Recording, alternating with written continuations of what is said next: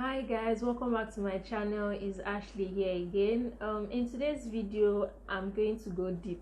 I want to talk about something that I've not shared with a lot of people, like people really close to me. I've never talked to them about it because I just felt they will not understand. And but I saw recently in the news about a lady that drowned her child, and I just felt it's time I talk about this thing because someone might be going through something that they will think they're alone. So let me share my experience. Maybe there's someone that has experienced the same thing or is going through the same thing, and my video will make her feel less alone.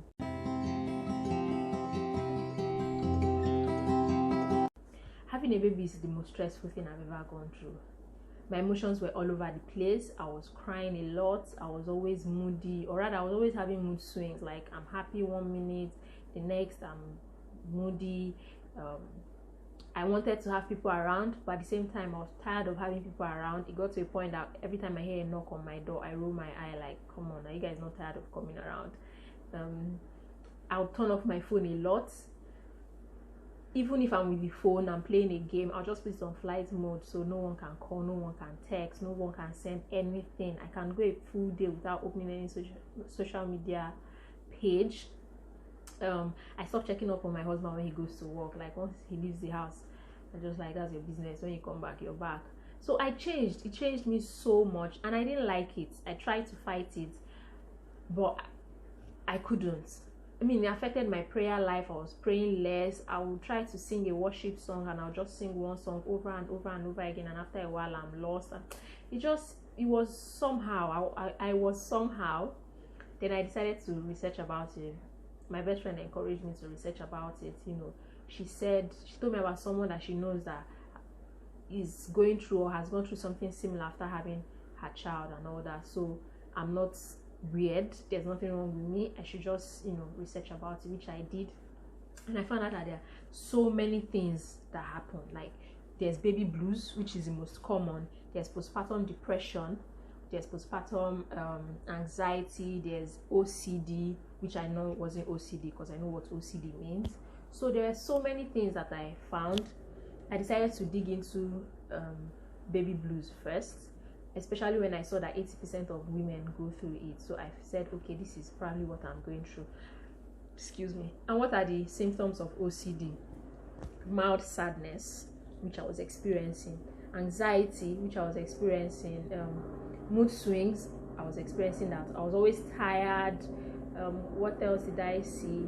They just mentioned some things that as signs of baby blues if you're going through it. But what now made me realize it wasn't baby blues for me, even though everything they say baby blues is, I was going through it, is that it only happens the first few weeks.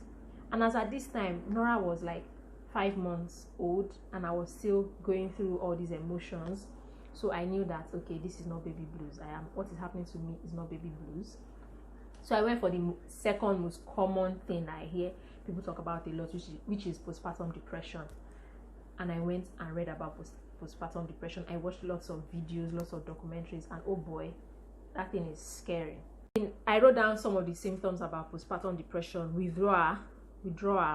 My tongue is weird. Withdrawal, which, yes, I wanted to keep to myself a lot, but I don't think mine was as intense as what they explained it will feel like when you're having postpartum depression.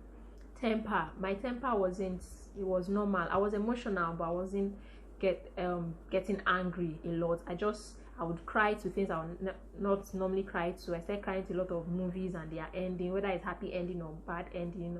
I would just cry. I got really emotional, but I was not always getting angry.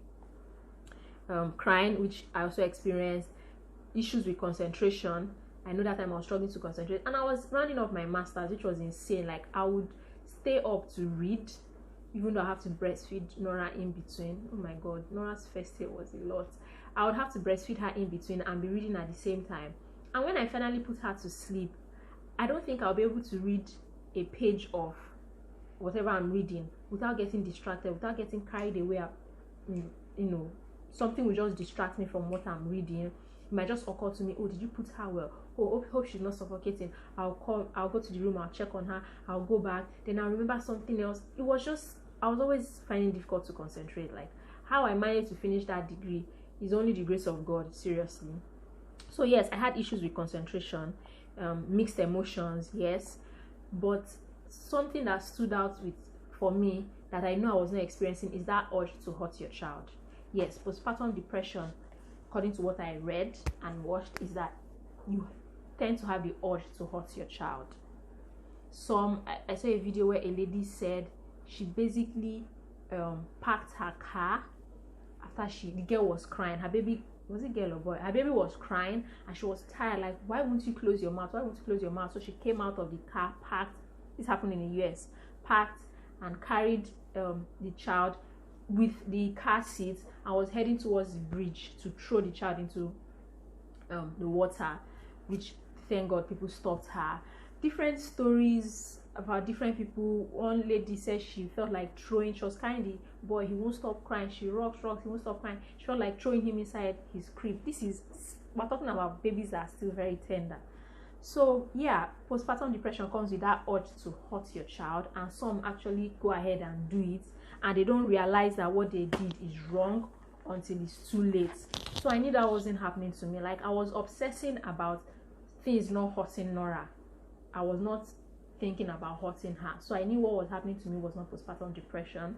But I'm glad I did that research, because it made me realize how bad postpartum depression can be. Like, I know some people just throw the word around, but seriously, postpartum depression can be really bad. I saw videos. There's a lady in, I think, Uganda. I saw her video on YouTube, how, she woke up one morning, the baby was crying, her husband was sleeping, she felt like taking the baby into the toilet and drowning the baby's head inside the pot. Just scary stories, true stories. This one is not movie, true story. So guys, postpartum depression is intense, is a lot, but thank God that's not what was happening to me. So I now started asking, so what is?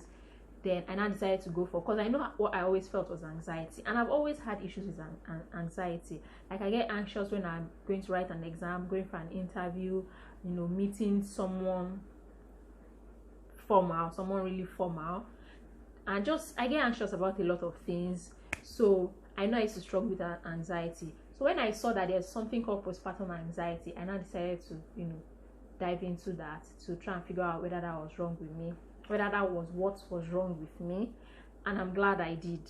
Affects about 10% of new moms, and the symptoms include lots of back pain.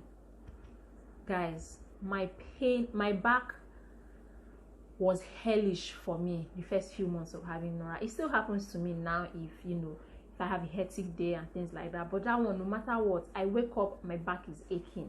I stand, every hour of every day I was in pains till she was about 8 months or so. That's when it started to reduce. But you see, the first 3 months, the first 4 months, it was insane. My back was paining me every opportunity I get. I'm doing like this to try and feel better. My back was a mess. I don't know why that is connected to anxiety, but it is. One of the symptoms of postpartum anxiety is lots of back pain, which I experienced a lot. My doctor told me it's because of breastfeeding, but I did everything to sit well when breastfeeding. I actually see people, other mothers, that will not sit upright while breastfeeding, and I asked them, "Was your back pain?" They said, "Not really." So I knew that my own wasn't because of breastfeeding, because I was sitting properly to breastfeed this girl. I'll put pillow, I'll not just breastfeed her anywhere. I'll make sure I'm very comfortable. I arrange myself well before I carry her to breastfeed her, so to reduce the pain, but nothing stopped. Like I said, even when I'm waking up, I've been sleeping all for a while. So it's not like I've been doing anything. I'm just lying down straight, and I sleep on my back a lot. I lie down straight to sleep. Then I'll wake up and my back will still be paining me. So it wasn't breastfeeding. It was anxiety that was causing it. Another symptom here is lightheadedness, which I don't think I experienced that, if I'm being honest. I don't think maybe because I was eating very well, I don't think I experienced that. Something else they said is forgetting things, and I was forgetting things a lot. I still forget things till now. Like seriously, I'm really praying about that thing. I forget things a lot. I might forget, and now I just remembered something I've been forgetting to do for 2 weeks now. You see, I forget things a lot, like seriously, and I'll not be remembering odd times when I cannot do it, like now, what I'm remembering now. Then racing thoughts. Guys, I need to talk about this one properly. Racing thoughts. My thoughts were all over the place. What was I not thinking about? I was thinking about Nora in her 30s when she was just born. I worry about, is her diapers too soaked? Is it too tight? Is she comfortable? What is she thinking? If she's quiet, I'll be looking at her. What's she thinking? What's running through her mind?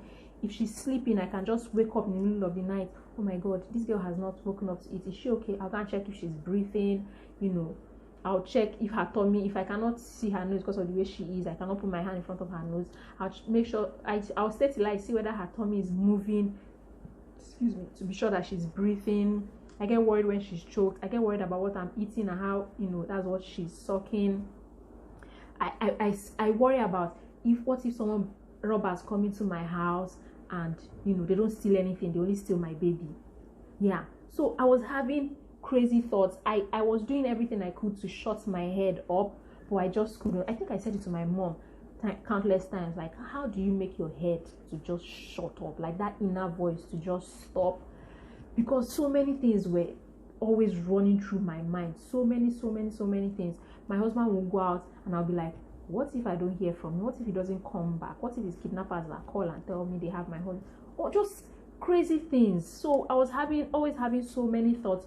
When it comes to my own self, what if I never get back to normal? What if I stay fat and ugly forever? What if my my skin color never returns? What if I failed my master's degree and I'm a failure to my child? What if I F things up and I ruin this girl's life? As in, so many crazy thoughts. So yeah, I had that so much, and it was giving me sleepless nights. Like, I can stay in bed when it's time to sleep and I won't be able to sleep because all these things are running through my mind, and it was affecting my prayer life. Like, I know some people say you pray about. Now I'm going to talk about what I did that helped me get back to normal to an extent. Number one thing I did was self-care. I started to take care of myself more. Started to take care of myself physically, mentally, and spiritually. I, started making my hair. Gave up on wig, or took a break from wig. I braided my hair. I did my nails. I started to socialize with people more, apart from the people that I just kept around. I started to socialize more with people, visit people more. I would ask any of my sister that is free to come home and to come to my house and stay with Nora so that I can go out with my husband, just chill, eat what I wanted to eat. I just had to go back to normal as soon as I could. I had to return back to normal. I made sure I started exercising more so that I would fit into my old clothes quick and stop feeling really fat. So yeah, exercising helped me. Self-care. I decided to start glowing up, start making up more, just going out more, just try and be my old self again. Like, intentionally try to go back to my old self, which really helped. Then talking to people about it. Like, I reached out to one of my prayer partners about it. I told her what I was struggling with and all that. She would be on the phone with me for an hour. We'll just talk. And with time I started to feel a lot better. But I also read that if nothing is happening, you might have to seek professional help. If you think what happened to me happened to you or is happening to you, talk to someone about it. Try to get your life back. That you became a mom is not the end of your own life. No, it's the beginning of a new life, but it's not the end of your life. You shouldn't completely lose yourself because you became a mother. You can be both. You can be the girl you were before you became a mom and still be a great mother. So please, if whatever the case is, if it's baby blues, there's really nothing much you can do about it. You get over it. That one will pass. But if it's anything more, postpartum depression, postpartum anxiety, postpartum OCD is our obsession with wanting to clean everywhere, making sure everything is in a particular way and all that. Whatever it is that you're going through, as long as you know within yourself that what you're going through is not normal, like how you feel is not normal, and you want to change how you feel, please talk to someone about it. Don't die in silence. Like, seriously, do not die in silence.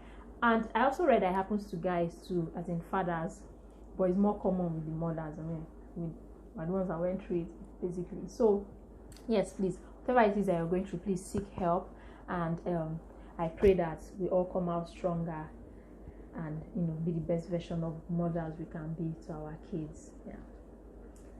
So guys, this has brought me to the end of this video and is leaving me feeling weird, but thank you so much for watching, and I hope I helped someone today. Seriously, that's the only reason why I'm sharing this. So I hope I helped someone today. Thank you so much for watching, and see you in my next video. Bye.